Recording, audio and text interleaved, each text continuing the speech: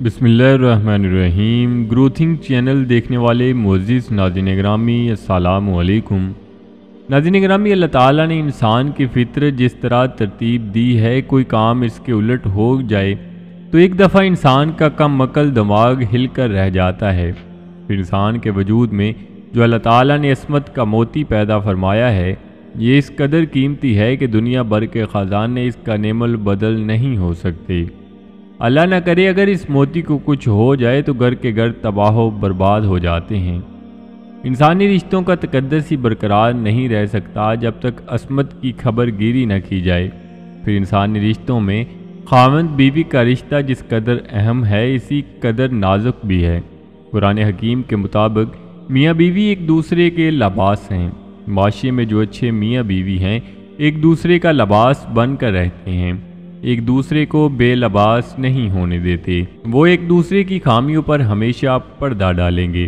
اسی طرح جب دو مسلمان مرد و عورت میاں بیوی بن جاتے ہیں تو ان دونوں میں سے کوئی بھی یہ برداشت نہیں کر سکتا کہ ان دونوں کے درمیان کوئی تیسرا آئے۔ لیکن اکثر اوقات ایسی صورتحال پیدا ہو جاتی ہے کہ کسی وجہ سے میاں بیوی کو علیحدگی اختیار کرنا پڑتی ہے اور شوہر اپنی بیوی کو طلاق دے دیتا ہے۔ جب شوہر بیوی کو طلاق دے دیتا ہے تو ان کا آپس میں کسی بھی طرح کا کوئی رشتہ باقی نہیں رہتا، اور اگر شوہر دوبارہ اپنی بیوی کی طرف رجوع کرتا ہے اور چاہتا ہے کہ ہم دوبارہ آپس میں مل جائیں تو اس کا صرف ایک طریقہ ہوتا ہے کہ اس عورت کو کسی غیر مرد سے نکاح کرنا ہوگا، اور صرف نکاح ہی نہیں بلکہ اس سے ہم بستری بھی کرنا ہوگی۔ اور ہمارے معاشرے میں یہ سمجھا جاتا ہے کہ یہ صرف ایک ہی رات کا عمل ہے، بلکہ ایسا بالکل بھی نہیں ہے۔ بیوی کا کسی غیر مرد سے نکاح کرنا حلالہ کہلواتا ہے، اور جب تک وہ شخص اپنی مرضی سے طلاق نہ دے وہ بیوی اپنے پہلے شوہر کے لیے حلال نہیں ہو سکتی۔ لیکن ناظرین گرامی، اس ترقی یافتہ اور ماڈرن دور میں بھی کچھ لوگ ایسی جہالت کی زندگی گزار رہے ہیں جو انسان گمان بھی نہیں کر سکتا۔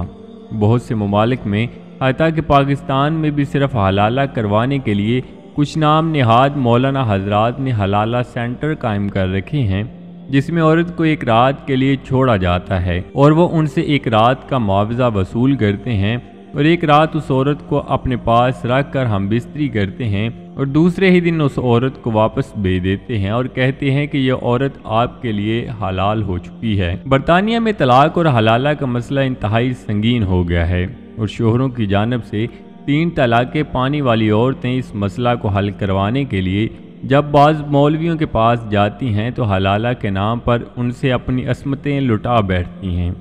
حلالہ کے لیے ایک رات کی دلہن بننے والی عورتیں اپنے گھروں میں عزت و وقار کھو بیٹھتی ہیں اور اکثر اوقات نفسیاتی بیماریوں کا شکار ہو جاتی ہیں۔ لندن اور بریڈ فورڈ سمیت کئی شہروں میں خفیہ حلالہ سینٹر قائم ہو گئے ہیں، جس کے باعث عورتوں کی تذلیل سنگین مسئلہ بن گئی ہے۔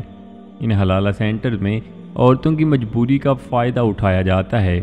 ہزاروں گھر اجڑ گئے، تاہم حقیقی علماء اس کی مذمت کرتے ہیں۔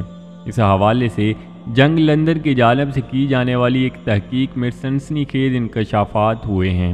جنگ نے برطانیہ میں حلالہ کے نام پر پاکستانی اور دوسری مسلم خواتین کی بے حرمتی کے حوالے سے جن علماء سے رابطہ کیا اور ان سے تصدیق کرنا چاہی تو تقریباً سب نے اس بات پر اتفاق کیا کہ حلالہ کے نام پر مسلمان عورتوں کی تذلیل کی جا رہی ہے۔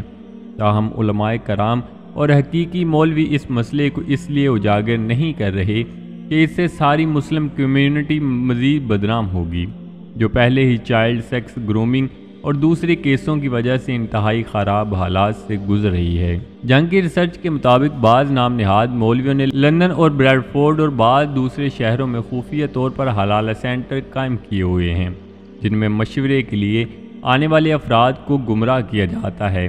مردوں کے ساتھ آنے والی عورتوں کو بھی یہ کہہ کر گمراہ کیا جاتا ہے کہ ان کے شوہر سے طلاق ہو چکی ہے، لہٰذا وہ اب اپنے شوہر کے پاس اس وقت تک واپس نہیں جا سکتی جب تک ان کا نکاح کسی دوسرے شخص کے ساتھ نہ ہو جائے، اور پھر وہ باقاعدہ طور پر اپنے ساتھ ہی نکاح کرتے ہیں اور ایک رات گزارنے کے بعد اس عورت کو اس کے خامند کے لیے حلال کہہ کر طلاق دے دیتے ہیں۔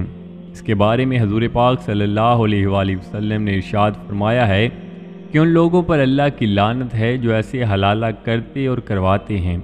تو آپ اس بات سے معلوم کر سکتے ہیں کہ ہمارے ہاں حلالہ کیسے کیا جاتا ہے اور سلام میں اس کا کس طرح سے حکم ہے۔ اللہ پاک سے دعا ہے کہ اللہ پاک ہم سب کو صراط مستقیم پر چل کر زندگی بسر کرنے کی توفیق عطا فرمائے، آمین۔ تو جی ناظرین، یہ تھی ہماری آج کی ویڈیو۔ امید کرتے ہیں آپ کو ضرور پسند آئی ہوگی۔ ویڈیو کو لائک کر کے دوستوں کے ساتھ شیئر کرنا مت بھولیے گا، اور نئے آنے والے دوستوں سے گزارش ہے کہ چینل کو ضرور سبسکرائب کر لیں اور ساتھ لگے بیل آئیکن پر لازمی کلک کر دیں تاکہ مستقبل میں اپلوڈ ہونے والی ویڈیوز کا نوٹیفیکیشن آپ تک بر وقت پہنچتا رہے۔ تو جی ناظرین، ملتے ہیں ایک نئی ویڈیو کے ساتھ۔ اپنا بہت سارا خیال رکھیے گا، دعاؤں میں یاد رکھیے گا۔ اللہ نگہبان۔